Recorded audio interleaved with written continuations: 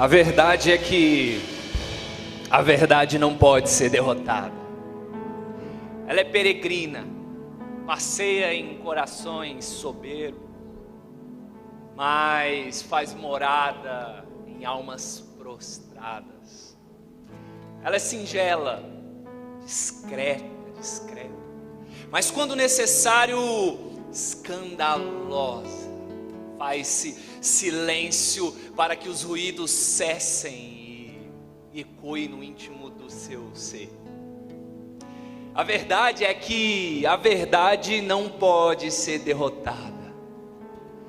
Afogá-la nas profundezas da nossa consciência é o mesmo que lançá-la no âmago do Mar Morto. Sobre os nossos travesseiros descansará, e além do mais, retidão é o seu oxigênio. A verdade não pode ser derrotada. No meio dos mais absurdos massacres, ela extravasa lágrimas ao ver dores, incertezas, mortes, ruínas, mas continua sendo base. Ela continua sendo base, e seus alicerces permanecem intocáveis. Quer saber de uma coisa?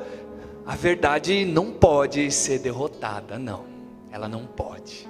Enterre-a, esconde-a, tranque-a no porão mais obscuro, sem vida, sem luz. E ela nascerá como o sol da justiça, brilhando como o raiar da aurora. Quer saber de uma coisa, igreja? A verdade, ela não pode ser derrotada.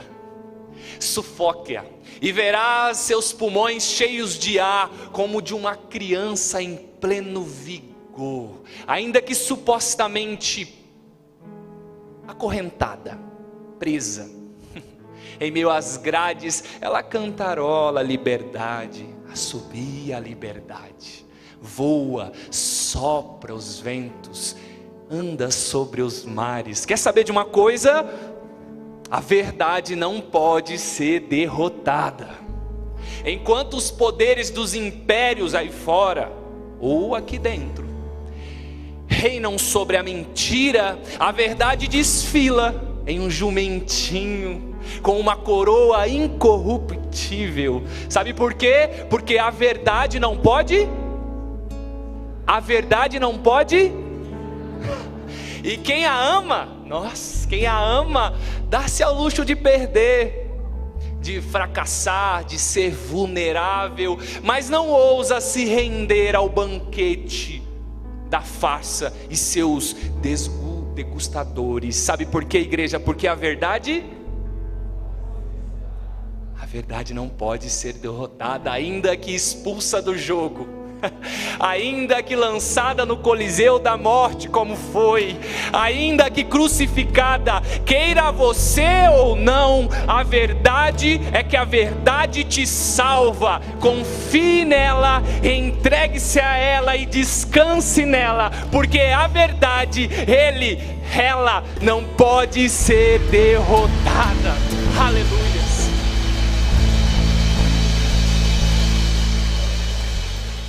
A verdade não pode ser derrotada. Ela nasceu, viveu entre nós, morreu, ressuscitou. Própria palavra encarnada, ela não pode ser derrotada. Permanecerá para sempre. Toda a palavra de Deus vai se cumprir. Quantos aqui amam a palavra de Deus? Quantos aqui amam a Bíblia, a palavra de Deus?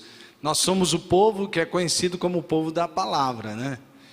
E no sábado passado a gente começou falando sobre o fim dos tempos, e eu usei uma frase para você guardar: no fim, persevere nos princípios. No fim, que é exatamente o fim dos tempos, persevere nos princípios. Nós aprendemos que exatamente o fim dos tempos é esse intervalo, né?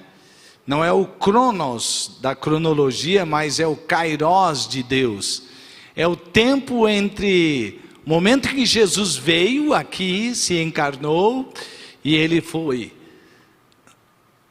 subiu aos céus, ele deixou a promessa de enviar o seu Espírito Santo veio sobre a igreja. E desde então nós estamos vivendo o fim dos tempos. E desde esse começo do fim dos tempos, muitas coisas aconteceram, mas cumpriu-se tudo que Jesus falava a respeito dele, e está se cumprindo. A igreja, que sempre ficou firme na verdade, ela sempre sofreu com esses dias. E havia um tempo em que Paulo estava conversando com Timóteo, justamente o apóstolo Paulo, que tinha já escrito tanta coisa, ele já estava quase no fim da sua vida, e sabe aquela hora que você chama o seu discípulo e está dizendo para ele, eu estou subindo, hein? Eu estou indo embora, agora eu vou deixar com você.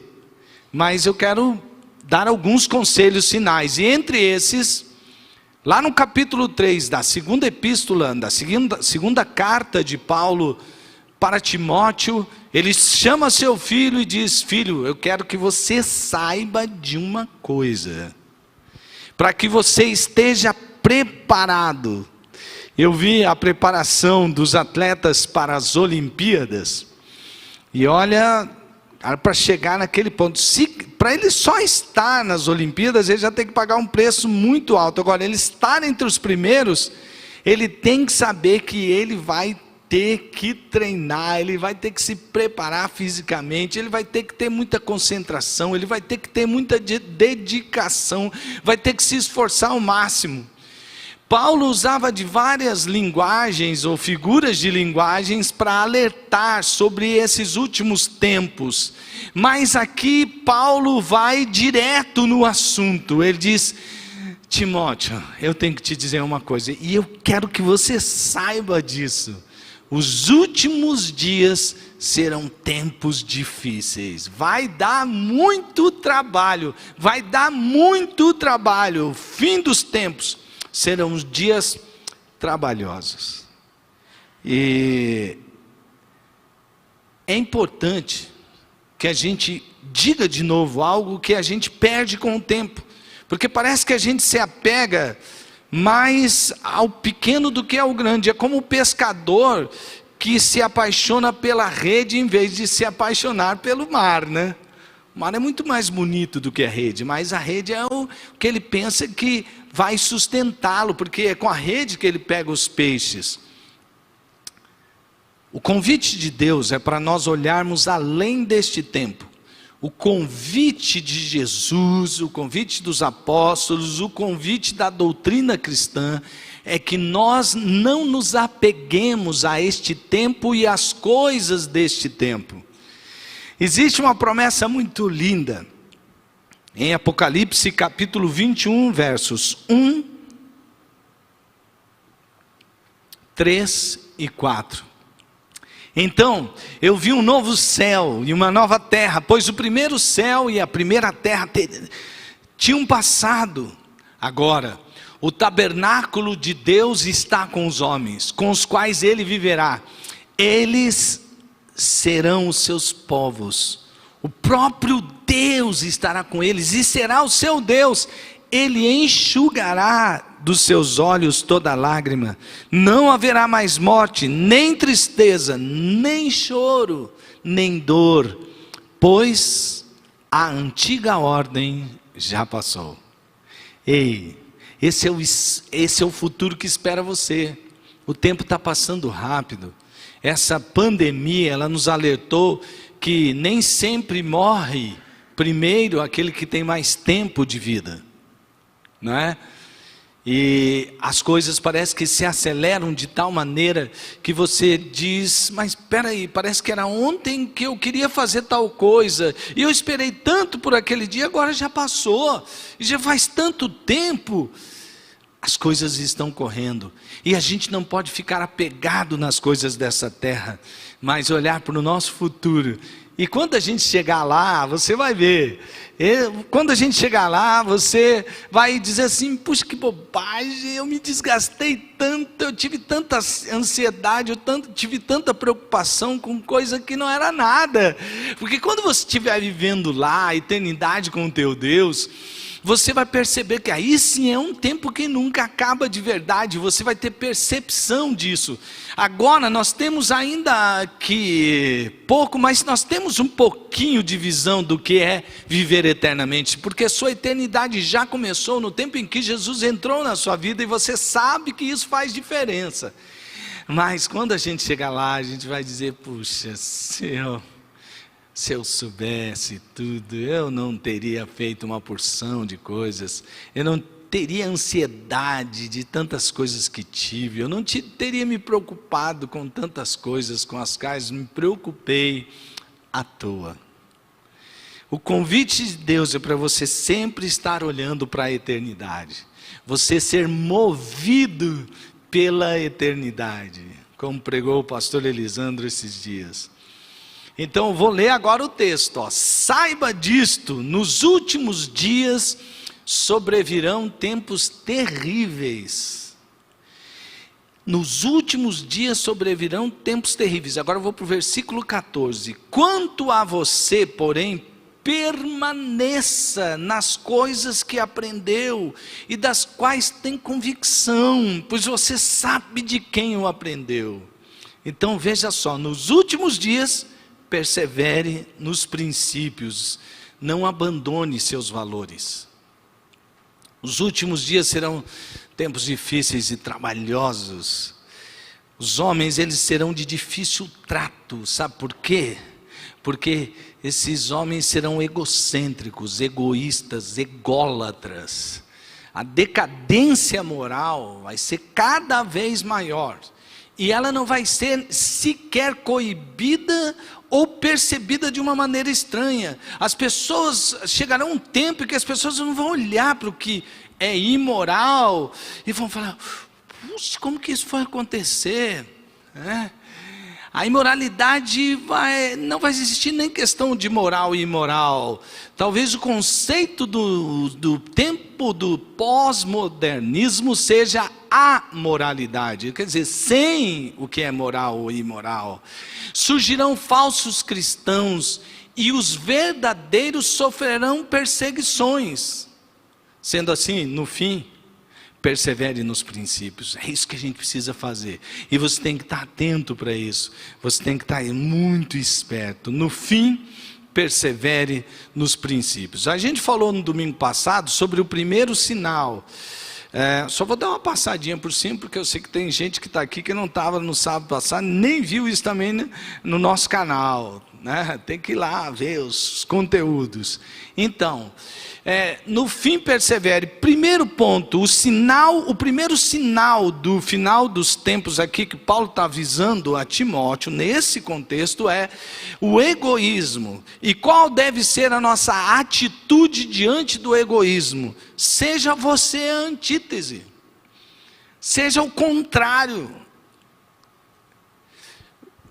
Veja só, eu só vou passar rápido aqui, você vai ver que eu fiz uma colinha do original também, porque eu não quero que você pense que eu estou inventando alguma coisa, ou que eu estou combatendo alguma coisa só porque alguém se levantou para dizer uma coisa que eu tenho que dizer algo contra. É a palavra de Deus. Versículo 2, os homens serão egoístas, que vem do grego filautos, que filos do ser amigo, de amar. Então, amar a si mesmo. Os homens serão amantes de si mesmos. Eles terão amor à prata. Arguros é prata. Então, filos, já disse para você, né? Então, filarguros, amantes da plata, amantes da grana, amantes do dinheiro. Serão presunçosos, arrogantes e blasfemos. Serão homens que não respeitarão qualquer tipo de tradição religiosa. Aliás, muitos dirão: que Deus, que nada, eu desafio Deus, não vai acontecer nada comigo. Serão homens assim, desobedientes aos pais. Eles não vão estar nem aí para o que os seus pais dizem.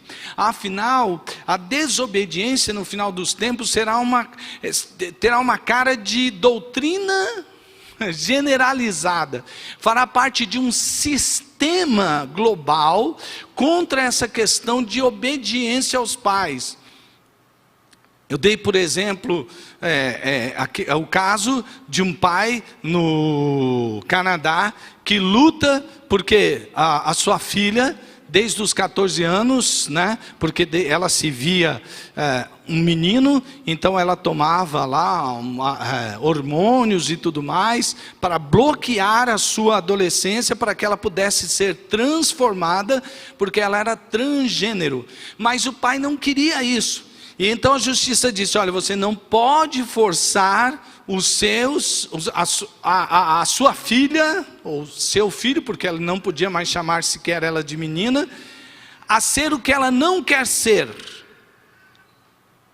E eu não sei de onde esses caras estão tirando isso, porque faz parte dos próprios direitos da família, dentro dos direitos humanos, que os pais têm a liberdade de educar os filhos segundo o seu gênero de ideia, a sua própria maneira de enxergar, baseado no fato em que uma criança não consegue ainda decidir por si mesma algo que vai afetar a sua vida toda.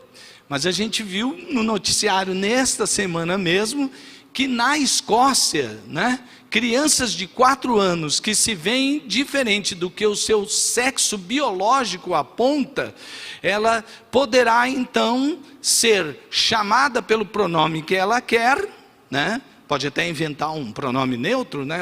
Tipo chamar de elo. E aí então você, a criança já tem o direito de até usar um nome social, mesmo que os seus pais não concordem. Então, a desobediência aos pais nos últimos tempos será algo globalizado. Serão ingratos. Agora vem uma sequência, desde os desobedientes, que é apeites, né, no grego. Apeites, que significa não obedientes. Essa palavrinha A aí que eu sublinhei, não saiu sublinhado aí, mas tudo que tem A nega o que vem depois. É tipo assim, um pronome de negação, ou algo que precede para dizer, não seria propriamente um pronome, para negar o que vem a seguir. Por exemplo, ingratos, acaritos, que significa acaristos, que se vem de graça. Então coloca um A antes para dizer não grato. Então tudo é cheio de antítese aí, né? Por isso que eu aproveitei a palavra para dizer pratiquem antítese. Veja só, os homens serão ímpios, eles não terão respeito nenhum à religião, como nós vimos, né? Pessoas que entram em templos hoje e desafiam a religião e cometem atos à vista daquela religião, como aconteceu numa igreja católica, onde é um casal que professa uma outra ideia sobre sexualidade, e então fazendo atos ali considerados por aqueles obscenos, mas eles foram ali, desafiaram, dizendo não, Deus quer isso aqui, e fizeram a despeito do que aquelas pessoas pensam, seja, sem respeito nenhum à religião, sem amor sequer pela própria família, não tem amor natural. Se precisar matar, eu mato. Pais matam filhos, filhos matam pais. Irreconciliáveis, é com quem não tem acordo. E ele também é aquela pessoa que não respeita os contratos. Para ele, se ele se der bem, melhor. Se for para eu entrar num contrato, mesmo que eu tenha dado a palavra, mas eu estou me dando mal, dane-se você. Os homens serão caluniadores, olha só a palavra aí, diabolos, ou diabolos, da onde vem a palavra diabo no português, que significa que no final dos tempos os homens serão endiabrados, sem domínio próprio. Quer dizer, para que me controlar? Para que me dominar? Deixa, fluir, deixa fluir. Não tem também os que têm essa ideia sobre sexualidade, sobre fluir, quer dizer, um dia eu fluo na minha heterossexualidade, outro dia eu fluo na minha bissexualidade, outro dia, e aí vai. E como a pessoa se vê, assim ela vai agir. Se ela achar que ela é um alface, ela pode se ver como um alface. Eu sou um alface. Eu sou um alface preso num corpo humano. Você está rindo, parece que é engraçado, mas a ideia é justamente essa. Dane-se você, eu me vejo um alface. Não, mas você é um ser humano. Não, mas você está me agredindo, eu estou ficando constrangido. Eu sou um alface, você pode me respeitar na minha ideia sobre mim mesmo? Vai rindo que você vai ver se isso não vai acontecer. Sem domínio próprio, cruéis. É um homem que não tem bondade de jeito nenhum. E essa crueldade aqui é seguida da próxima palavra, que significa inimigos do bem, porque eles são inimigos da bondade e inimigos dos homens de bem. Quer dizer, tudo que for de bom você contra, o que vocês da religião chamam de bons. Eles serão traidores. Eu não estou nem aí para você. Se for necessário que eu te entregue para eu me dar bem com relação a alguma coisa, eu traio mesmo. Serão precipitados, ou seja, são aquelas pessoas que elas não têm assim muito cuidado no fazer. Eles não pensam assim, mas você já pensou na consequência? Não, eu quero fazer isso aqui. Mas você já perguntou para Deus se é bacana? Não, eu creio que Deus quer que eu seja feliz, eu vou fazer isso. Mas você perguntou? Não, Deus não vai me querer infeliz. Então já vai fazendo, dane-se o que pensam os outros. Eu vou fazer, e fez. A hora que ele falar que vai fazer, já fez, né? Serão soberbos. A questão aqui é daquele homem que se considera acima de tudo e de todos, inclusive de Deus. Mas que seria um adjetivo superlativo. Quer dizer, é muito mais amante dos prazeres, que é ali philedonos, que donos é prazer, e philes, que vem de amar, de ser amigo, do que amigos de Deus. Eu posso até, se você quiser, eu posso até de repente frequentar a igreja com você, ou frequentar uma religião, eu posso até fazer um negócio desse aí. Afinal de contas, todo mundo precisa de fé, né? Mas, olha, entre Deus e o prazer, deixa eu ter prazer, o resto é o resto. Bom, se você quer essas coisas um pouco mais detalhadas, vai lá no YouTube, acessa o canal da Primeira Batista e vê o culto de sábado passado. Eu só estou fazendo aqui uma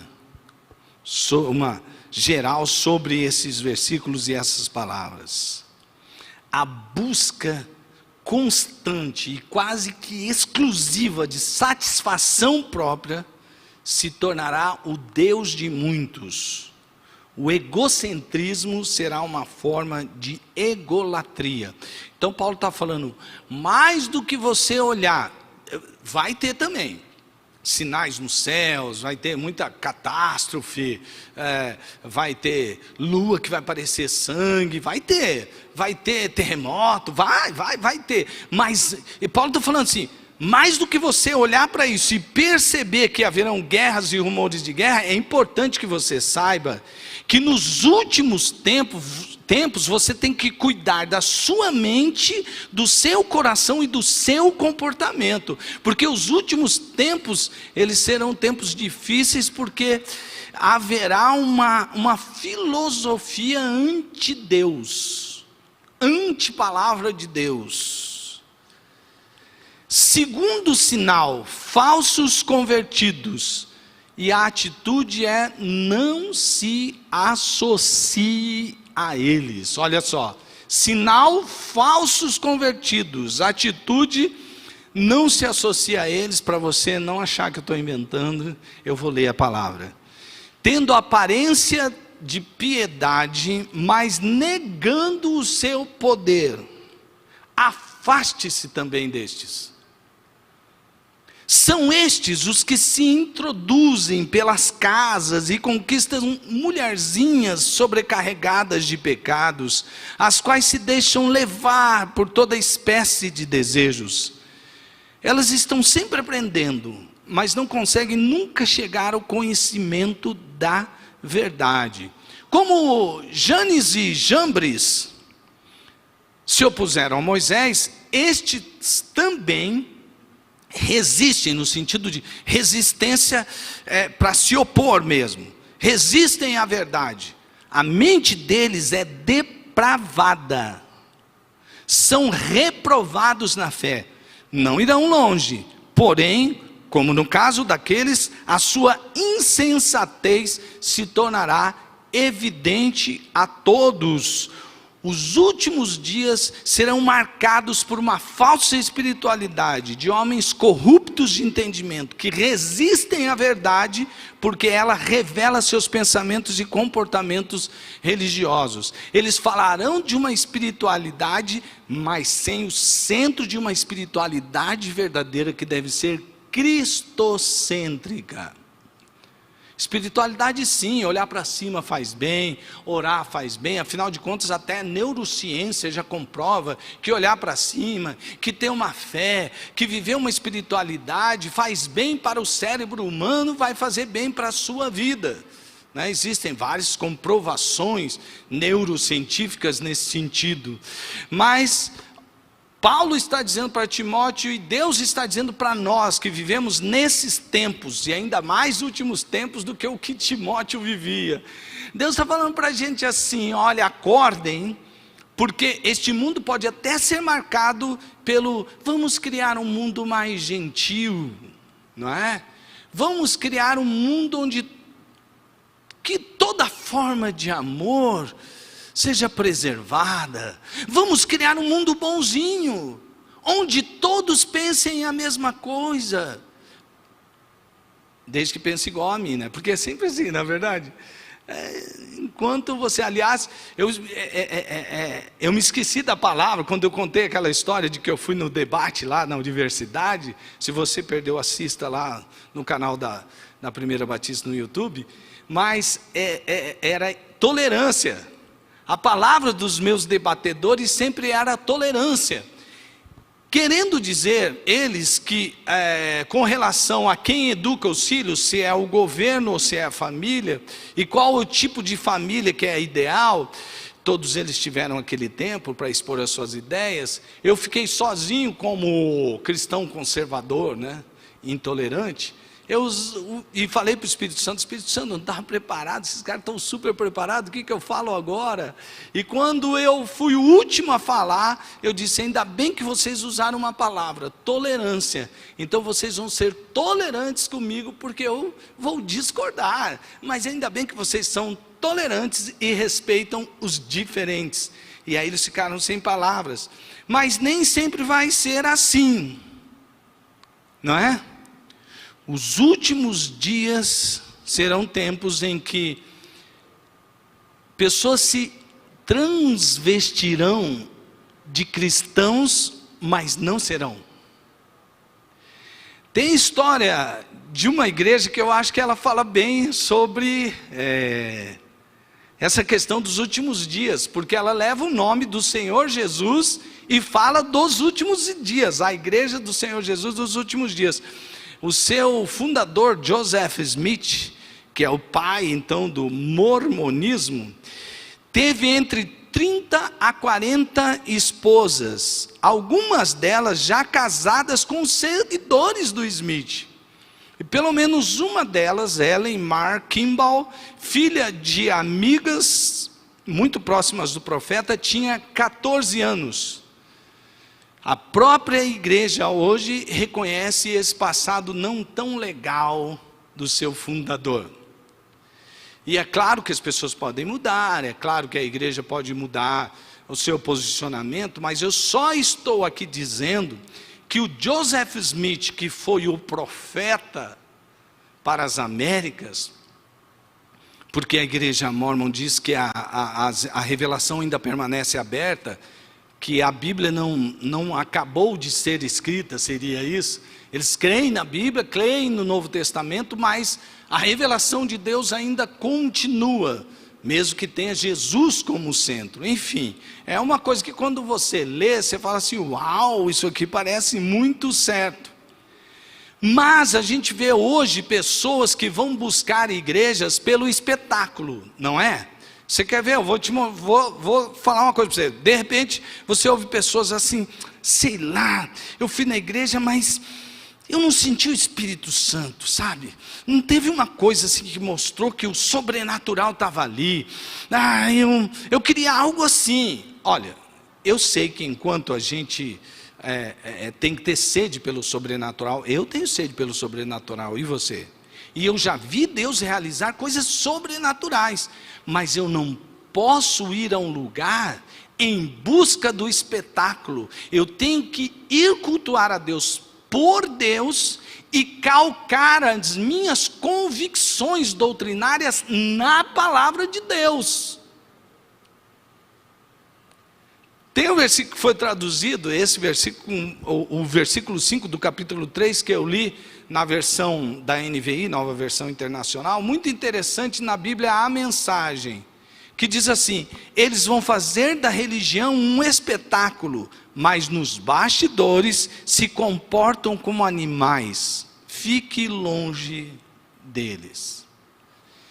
Sabe quando o texto bíblico diz assim, que eles dizem que são de Jesus, mas negam o poder? Sabe o que o texto está querendo dizer? E quando ele fala sobre falsos mestres que se introduzem nas casas de mulherzinhas, que são dadas aos seus próprios desejos, e eles vão lá ensinar essas mulheres, tem todo um contexto histórico, sociológico, que não vai dar para falar aqui agora.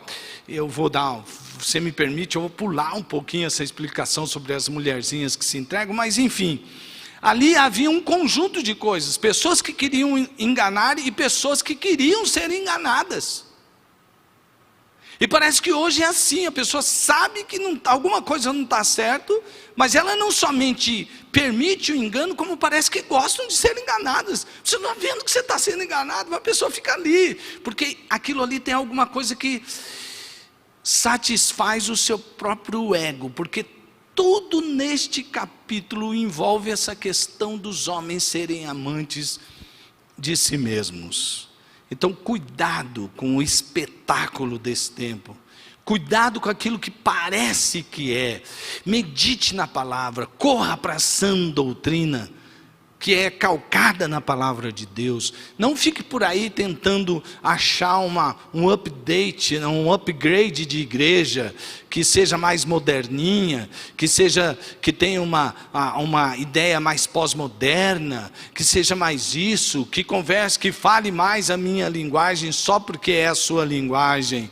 Procure conhecer a palavra de Deus, amar a palavra de Deus e ser fiel à palavra de Deus. Sabe por quê?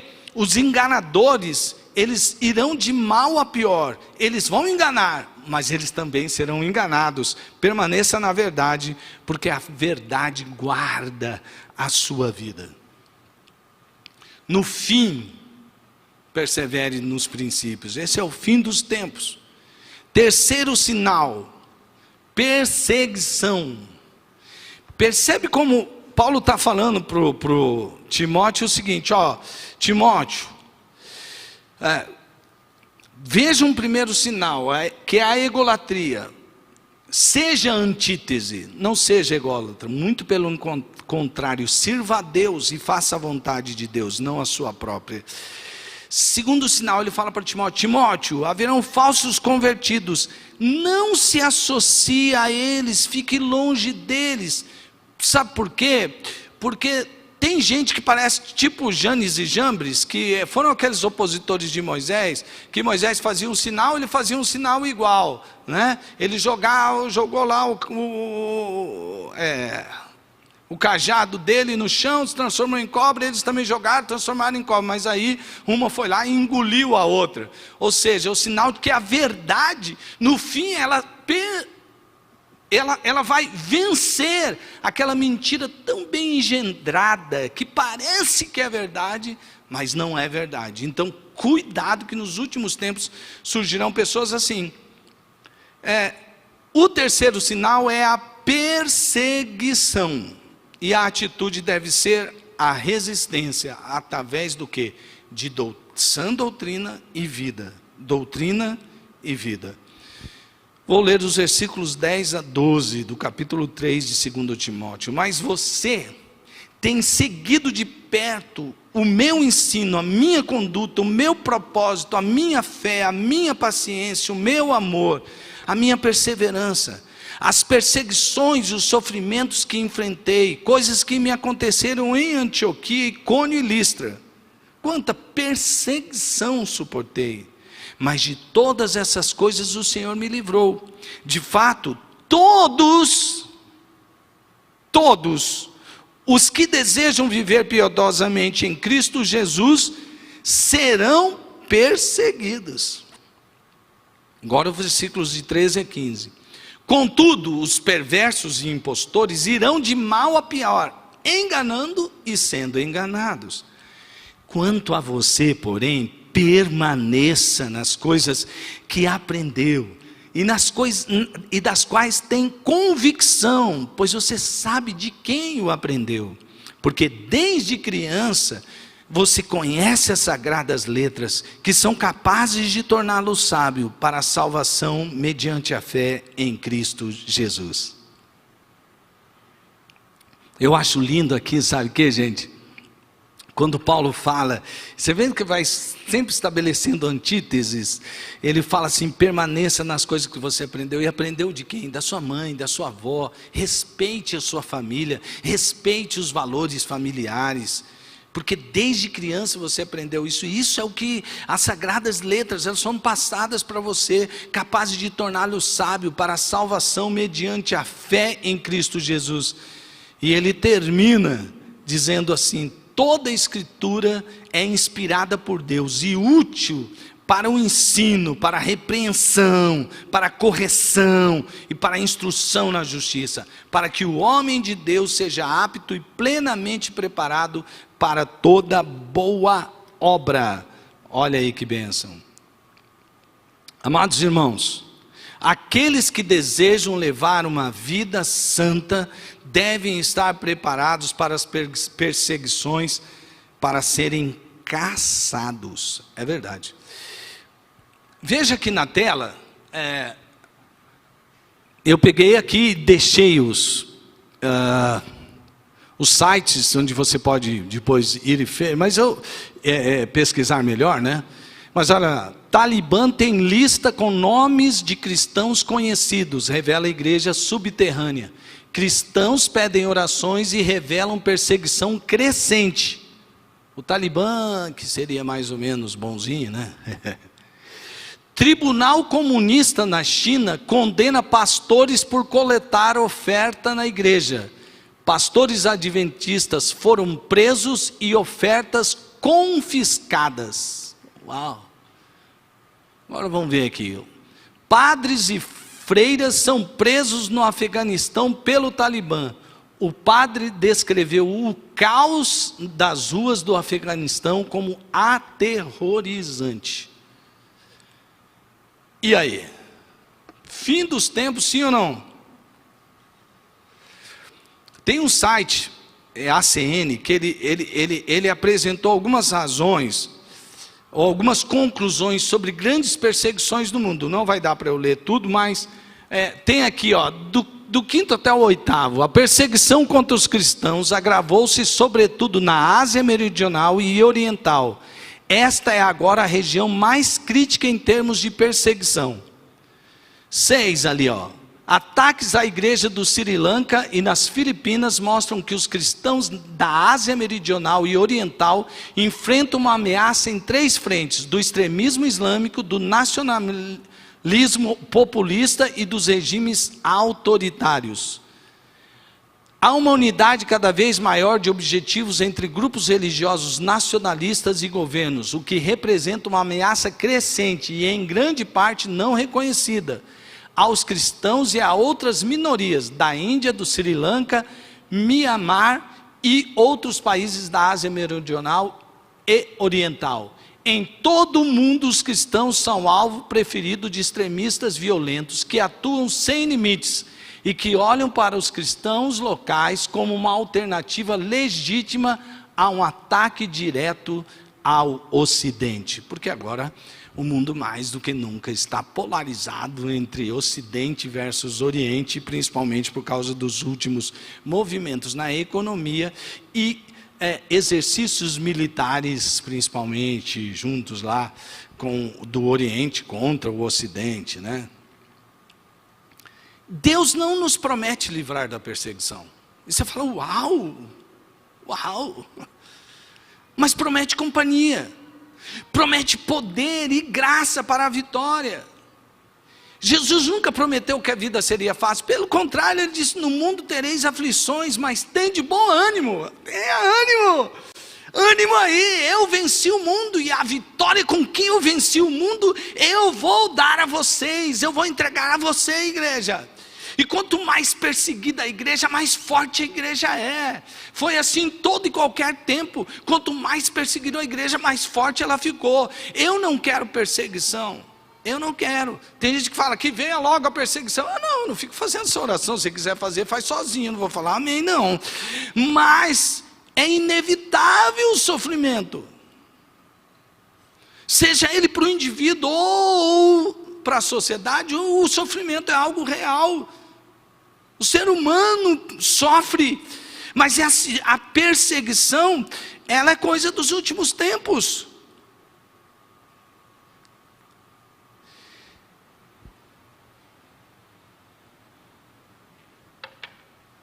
Teve um comercial do Burger King. E nesse comercial, o Burger King, que tem todo o direito, ele usou algumas crianças para defender justamente toda forma de amor vale a pena, e haviam crianças ali defendendo o transgenerismo, a homossexualidade, enfim, a questão do transgênero, eu falei errado a palavra aí, né? A questão do transgênero, a questão da homossexualidade, e o Burger King tem direito a fazer isso? Claro que tem. Eu não gostaria de ver numa sociedade onde a gente proibisse uma empresa fazer uma propaganda defendendo a ideia que ela deseja defender, certo? O que regula o mundo de uma economia livre? Que se alguém patrocina uma ideia da qual eu não concordo, como eu posso dizer a essa empresa que eu não concordo com o que ela fez? Qual seria a missão do Burger King?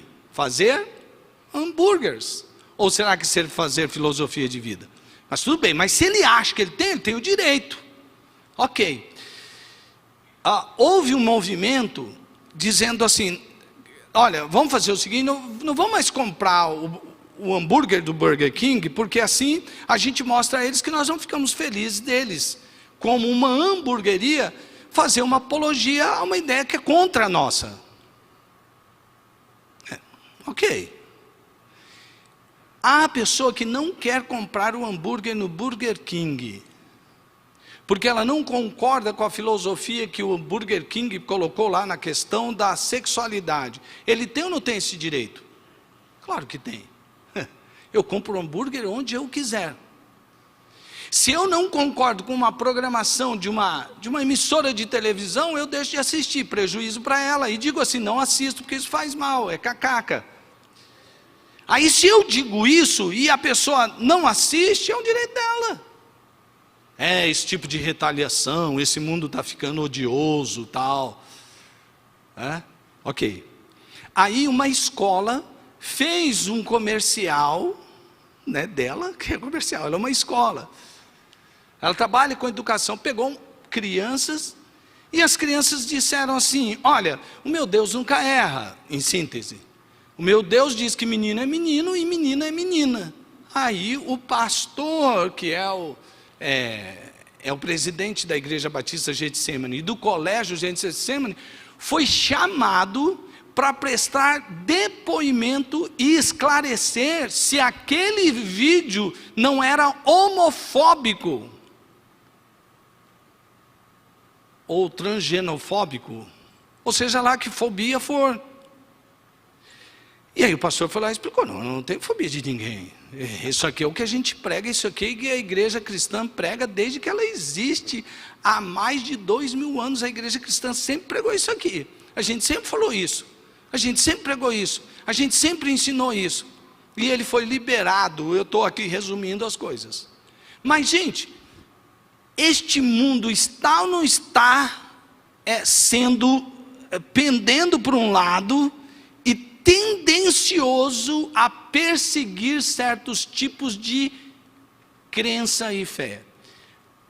Não podemos deixar de lado que o nosso Brasil, ele professa em sua Constituição que é direito meu ter liberdade de expressão religiosa. E o que aquele colégio estava fazendo era uma pregação religiosa. Não se esquecer, não deixando de falar que aquela é uma escola confessional. Estuda naquela escola já as pessoas sabendo que aquilo é uma escola confessional, que vai ensinar segundo a sua fé. Se ele não quiser estudar, for contra aquilo lá, tem o direito, tem várias outras escolas, ele vai estudar em outra escola. Agora, tomar o poder, seja ele qual for o poder, para coibir pessoas, para impedir pessoas de falar sobre a sua fé, por que o Ministério Público não chamou então o Burger King para explicar que negócio você ficar falando sobre ideologia de gênero, que até tem que ser muito bem explicado porque essa forma de falar, né? Mas, gente, por quê?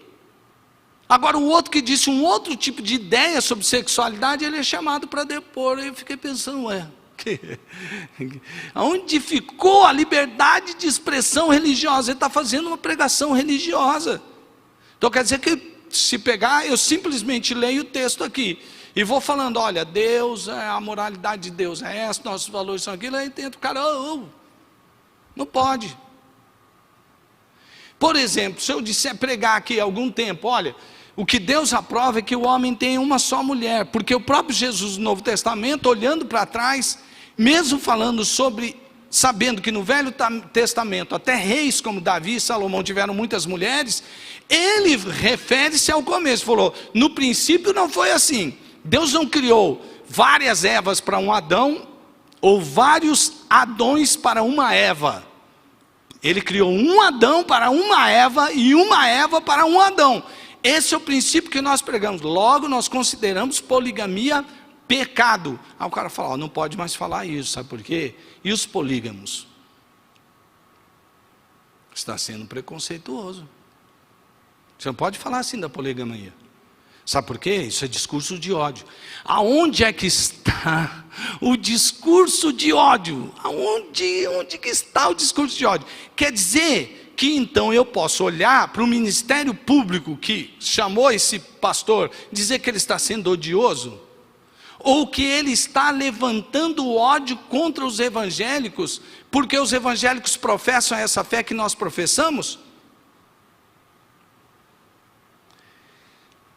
Não vamos deixar de pregar a verdade que está na palavra de Deus, e não entra nessa onda de eu sou do mundo pós-moderno, nós temos que aceitar a todos. Claro, quando que a gente não deveria aceitar a todos? Agora, você pôr no seu perfil um símbolo que defende a ideia toda, como um todo, que prega dizer não para a família tradicionalmente judaico-cristã, ou para qualquer um desses valores, e aí você põe lá um símbolo, por exemplo, a bandeira LGBTQIA+. Sabe quando você põe aquela bandeira para dizendo que você não é fóbico a essas coisas, você não é LGBTQIA+, fóbico? Você não está dizendo isso, você está dizendo que você concorda com aquela filosofia. E Paulo disse para nós, a palavra de Deus está dizendo para nós, não se associe a eles. Nós temos que pregar o contraposto, nós temos que pregar a antítese, nós temos que continuar. Agora, por exemplo, se eu falar assim, olha, você não pode ser amante de si mesmo, você está sendo preconceituoso, eu amo a mim mesmo, O senhor pode ser mais amante dos prazeres desse mundo do que de Deus. Opa, eu sou assim, agora você está falando isso. Você está fazendo um discurso de ódio contra mim. Você está fazendo um levante para que as pessoas sejam violentas contra mim. Ora, em que mundo nós vamos parar? Agora, vamos dizer que isso seja, vai valer para todo mundo? Como disse uma vez um amigo meu que é juiz, William Douglas, ele disse, gente, a gente tem que avisar a sociedade que pau que dá em Chico, dá em Francisco. A gente não pode fazer uma lei que... Agora, esses são os últimos tempos. E o que a Bíblia está dizendo para nós é: permaneça na sã doutrina e viva, pratique a verdade. Porque o Deus que deu a doutrina é o Deus que capacita no poder do Espírito Santo para que a igreja seja uma igreja viva e santa. Se o dia que a gente esquecer que ser santo, porque se tem algo que a santidade que Deus pede de nós é a santidade, porque santidade é algo muito grande, é algo que é muito inteiro. Ser cristão integralmente é ser santo. E o que é ser santo? É você se consagrar a Deus e entregar-se à vontade de Deus. Olha, Deus, não sou mais eu quem dou direcionamento para a minha vida. Agora é o Senhor é o meu Deus.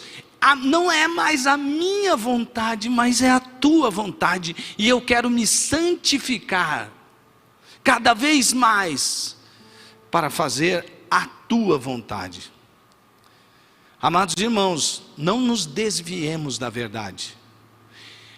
Não nos desviemos. Eu sei que tem jeito e jeito de falar. Eu procurei não ser desrespeitoso com ninguém.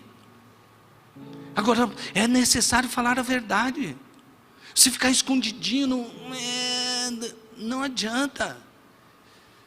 A palavra do cristão continua sendo a mesma desde que Jesus pisou nessa terra. Sim, sim, não, não. O convite de Jesus continua sendo o mesmo. Se alguém quiser vir após mim, negue-se a si mesmo, tome a cada dia a minha cruz e siga-me. Se eu partir para essas ideias de que, apesar de eu ter 2 metros, eu me enxergo com 1,70 m, eu tenho 1,70 m, põe no documento que eu tenho 1,70 m, porque é assim que eu me vejo. Me diga se isso não é exatamente o homem como centro de todas as coisas. Agora, a pessoa tem o direito de pensar assim, ele tem o direito de falar, não, assim, nesse metro que você mede é 1,80 m, mas na minha cabeça é 1,70 m. A idade cronológica é 70 anos, mas eu me sinto com 17. Ok, você tem o direito. Mas eu também tenho que ter o direito de pensar ao contrário e de manifestar que eu preciso ver as coisas do ponto de vista da minha realidade. E a nossa realidade é a palavra de Deus. Não sou o que eu penso ou como eu me vejo, é como Deus me vê. A minha identidade não está atrelada naquilo que eu acho que eu sou, é quem Deus diz que eu sou, ou quem eu sou. O meu propósito de vida não é aquilo que eu acho bacana para mim. O meu propósito de vida é aquele que Deus determinou para mim. O meu destino não é o destino que eu imagino para mim, mas é o destino que Deus já preparou para mim. E vivendo em Deus, eu perceberei, quando experimentar a vontade de Deus, eu experimentarei o que é bom, o que é perfeito e o que é agradável. Eu já tive tantos sonhos aqui da terra mesmo. E aí eu era desafiado com outros sonhos. Eu falava, não, mas isso aí é muito para mim. E Deus realizava exatamente aquilo que eu achava que era muito para mim. Já fez isso algumas vezes. E sabe o que Deus me fala através disso que eu posso enxergar? Ele me diz assim: os sonhos que você tem são pequenos demais para os que eu tenho para você. Aquilo que você acha que vai te satisfazer, não é nem perto daquilo que eu sei que vai te fazer feliz. Experimente a minha vontade, porque quando você experimentar plenamente a minha vontade, você descobrirá a sua verdadeira origem. Foi eu quem criei você. Deus está falando isso para nós. No princípio criou Deus os céus e a terra era sem forma e vazia. E Ele disse: ouve, e as coisas foram existindo. Depois Ele disse: façamos o homem à nossa imagem e semelhança, e assim foi feito. Nós somos a imagem e semelhança de Deus. Ele nos separou desde antes da fundação do mundo para sermos filhos amados através da adoção, por causa do derramamento do sangue de Jesus. Nós somos filhos, nós não somos criaturas qualquer. E o propósito de Deus é lindo, é maravilhoso, é profundo, é valioso, vai deixar legado. E por fim, você vai poder dizer: então vi um novo céu e uma nova terra, pois o primeiro céu e a primeira terra tinham passado. Agora o tabernáculo de Deus está com os homens, com os quais Ele viverá. Eles serão os seus povos. O próprio Deus enxugará. Aliás, o próprio Deus estará com eles e será o seu Deus. Ele, agora sim, queria vir logo para cá. Ele enxugará dos seus olhos toda lágrima. Não haverá mais morte, nem tristeza, nem choro, nem dor, pois a antiga ordem já passou.